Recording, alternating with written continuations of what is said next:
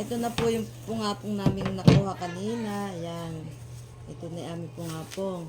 Ito at magbabalat na po. Babalatan ko. Pagpuputol-putulin po muna natin ng ganito. Ang maiksi para mas madaling siyang balatan.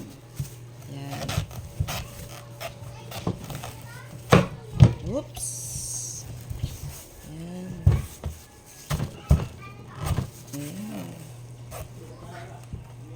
Pindili ko po yung pinakamalaki. Para isang ano na lang. Isang ulaman to. Ayan, tabi natin balat. Ayan, ganyan lang po. Balatan natin. Ayan. Sila wala nang natira sa pagbabalat ko. Ayan.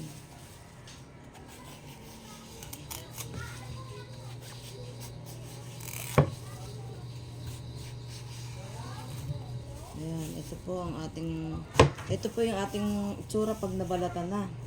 Ayan. Ito po ang luto po dito ay gigisahin lang po. Mantika, bawang, sibuyas, tapos panuhog natin. Bahala na kayo kung ano gusto niyo isahog. Pritong isda, kung ano man, tinapa, ganyan. Ito po, ang the best pong panuka dito ay yung hilaw na mangga. Yan, doon po ako nasarapan sa hilaw na mangga. Pwede rin po yung sampalok. Kaya na po kung anong type ng pang-asim. Yung iba, ginagataan. Yung iba naman, bayabas. Ganun po, yan. Tatabi natin ang balatan natin. Ito naman natin lalagyan natin ng balatan. Yan.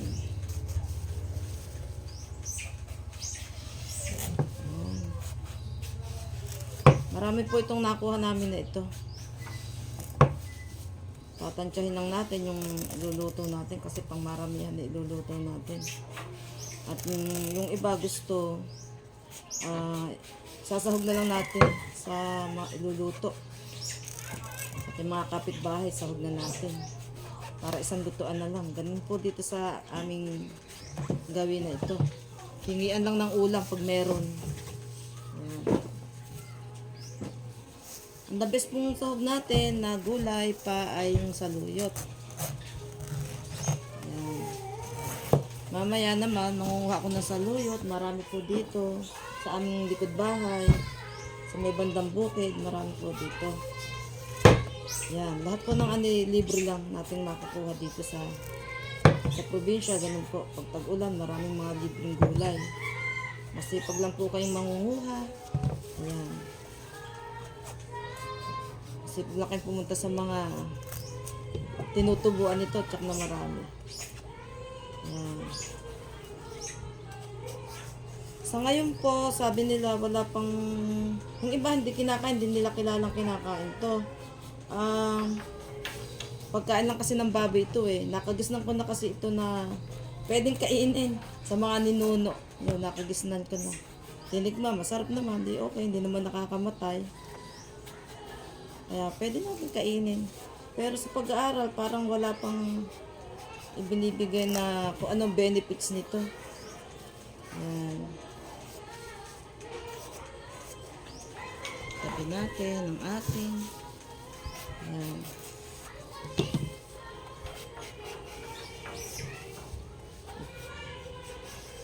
Sarap magbalat po.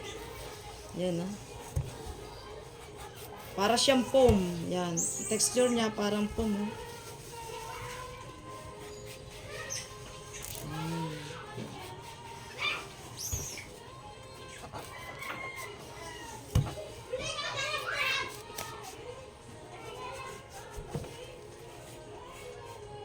Yung pong mga panahog, mamaya na po natin ipiprepare. Tabi lang po natin mga balat.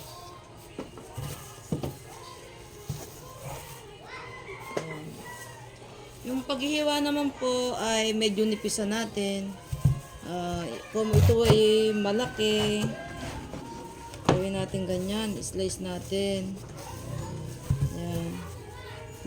Liliitan lang natin ng ganyan para madali siyang lumambot kasi ito malaki, baka matagal siyang lumambot. Meron kasing maliliit, yung medyo ikumpa yung yun mabilis lang siyang lumambot.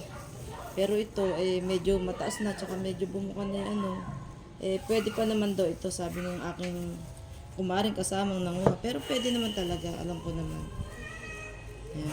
Dilitan lang po natin ganun. Yan.